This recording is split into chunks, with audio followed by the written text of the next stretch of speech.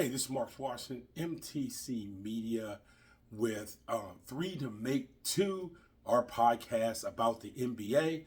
Obviously, we're going to talk about the playoffs. We're going to start with the Phoenix Suns, who was swept by the Minnesota Timberwolves and wasn't even a gentleman's sweep. It was just a sweep, 4-0, where in each game, Minnesota just out and out looked like the better team there. So the question is, what's next for Phoenix? Well, it's hard to answer that. Phoenix is one of 3 teams in the NBA that is over the apron. That second apron is the killer. The other 2 teams, you'll love this, Denver and Boston. And the circumstances are so wildly different. Obviously, in Denver, you have Jamal Murray, you have Jokic, and then they hit on Michael Porter Jr., who, if it wasn't for his medicals, probably would have been a number 1 pick in the NBA draft. But he slides. Denver was in a position to take a chance, and they took that chance, and they ought to be applauded for it. They could have done like other teams, like, hey, look, we got a good core here. Why are we going to take a chance with this pick on Michael Porter Jr.?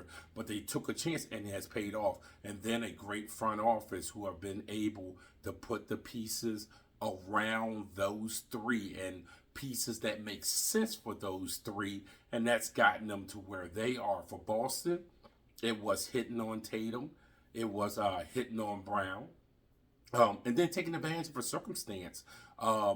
The debacle in Dallas with Porzingis and Doncic and how they could not coexist, which gets Porzingis to Washington, and Washington is selling off. That helps Porzingis get to Boston, even though Boston gave up Marcus Smart in a couple of separate deals to make everything happen for them. And then you have Phoenix, who got a new owner or governor, and Ishbia, who played at Michigan State.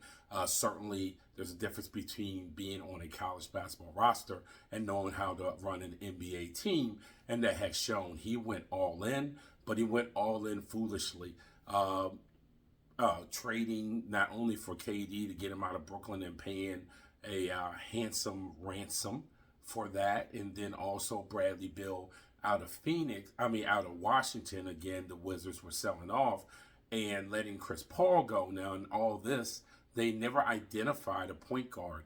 The idea was, well, we'll just put Booker in that main primary ball handler role, and what we've seen is it's a complete and utter disaster.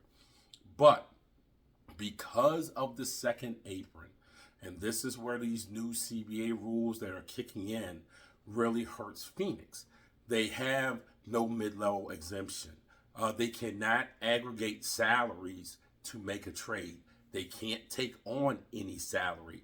Even in the buyout market, they are not eligible once the season starts to sign a player that's being bought out. So all of those things make it a hurdle for Phoenix to fix the problem. So the problem isn't necessarily, the solution to the problem isn't necessarily, hey, well, just find someone to take one of those contracts.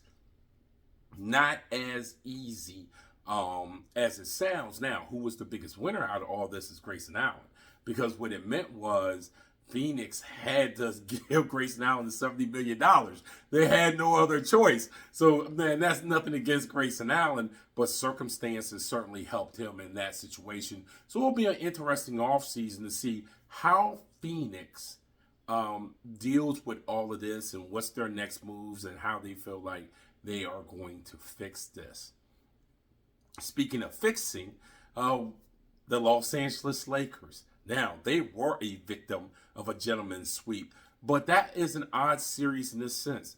If you look at the series, the Lakers led, I think, over 140 of the 200 and something minutes of that series.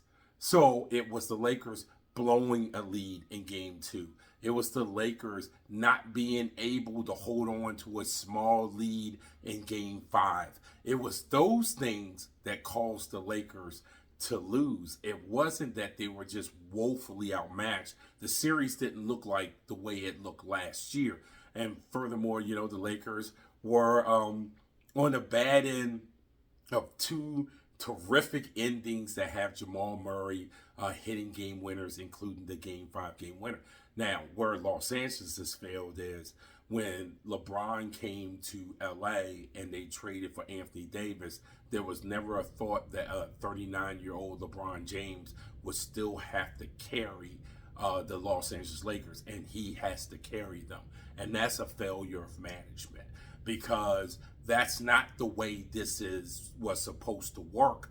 This was supposed to be Anthony Davis and the pieces around Anthony Davis. And the truth of the matter is, and again, this is not a criticism of Anthony Davis, but Davis is the same Davis that was with New Orleans. So how the NBA is now, the pieces around LA, both the Lakers and the Phoenix, if you had talked to me 15, 20 years ago, they would be probably penciled in as the two teams that will be in the Western Conference Finals, because how they're built. The league has so much depth that having a quote-unquote big two or big three isn't enough. Like I said, with Denver, it was hitting on Michael Porter Jr. and then the pieces around them. Same thing with Boston. It was being able to get Porzingis and then getting a Derek White and those guys. It's just more than having aging stars with big names that will get you there. So a couple questions about the Lakers. First is, what does LeBron do with the option year that he has? And who knows, LeBron's going to make this rather dramatic, and then people will say, well, maybe the Lakers now will be quote unquote forced to draft Bronny to keep LeBron there, and all this sort of nonsense that will be in Hollywood the nanosecond the NBA Finals is over. It will dominate the NBA offseason. And for them, it's also, how do they fix their roster? Does having Gabe Vincent for a full season help the Lakers not be in the 7th position? And does that change how far they would have went in the playoffs? Because they certainly played better in the playoffs this year than they did last year, even though the result was only slightly different. Instead of it being 4 games, it was 5. And I know they went to the Western Conference Finals last year, and that was because of how things laid out for them. And even you can argue that the Lakers would have been better at finishing 8th than the 7th because they did have success against Oklahoma City. So you can't just look at how deep they went into the playoffs. A lot of that was circumstances. In this year, I don't know how many people thought before the year that Denver wouldn't be number 1 in the West. And then, you go up against the OKC as a 2 seed. Once again, the Lakers could make the same run to the Western Conference Finals. But because Denver finished 2nd, they opened out against Denver. But that wouldn't have happened had they not been in the play-in tournament. So we talk about circumstances. That's the circumstances with the Lakers. I don't know. Do you sell D'Lo high back towards the trade deadline? Who knows what would have been different. I think for the Lakers, a lot of difference would have been having Gabe Vincent healthy, and somehow, some way, just Denver not finishing 2nd. Not to oversimplify it, but I think that had a lot to do with it, and I think that would have changed how we thought of the Lakers season. But as of now, they're on the boat or the plane to Cancun. So it will be an adventurous off season for the Lakers. Last but not least, and this is the business of the NBA, it looks like the NBA and the new rights agreement will be heading to Amazon as one of their primary distributors. Now, there's probably going to be 3, maybe even 4 distributors for the NBA, and I think for Adam Silver, it could not be better. So now they have a streaming service that will be primary. You're probably going to still use ESPN, and now you have NBC and Turner in a bidding war, which is what you want.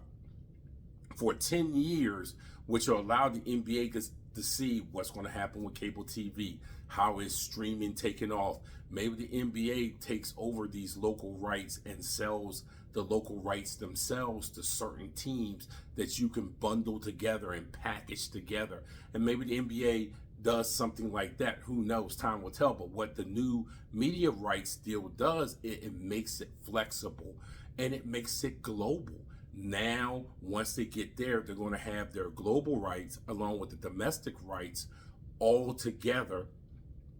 Also, with the WNBA rights, which also came to an end, and it could not have come to an end at a better time for the WNBA, because Caitlin Clark is ushering in yet the progression of that league that people have seen grow slowly but surely, and now it's going to take another big jump. Let's not get it twisted. The WNBA has been jumping in incremental steps, but let's not act like the WNBA was doing nothing. Then Caitlin Clark came, and then it had this huge step. Yes, it's a bigger step, but the league had been going up anyway. So here's my thing about it is for Adam Silver, it's like winning the lottery. Now he has all the rights expiring at the same time. He wants a 10-year deal, and he's going to get a 10-year deal, and he's going to have flexibility, and he's going to have a chance to see how the market is changing without the NBA governors suffering because of it, because they'll already have their deal in hand. And then they'll have the WNBA rights, which right now could not be more valuable. So that is really, really good news for the NBA. Now, you want some bad news? If you're a fan, this also should provide the governors with a nice level of leverage in case they want to lock out the players at the end of the current CBA. So now they can play hardball to even take more things back, or a bigger percentage, or stick in rules that the NBA Players Association has been able to push back on, because they'll have that security of that 10-year deal. I hate it to rain on the parade of such good news. Well, thank you for joining us for 3 to Make 2, our All NBA podcast. This is Marcus Washington with MTC Media.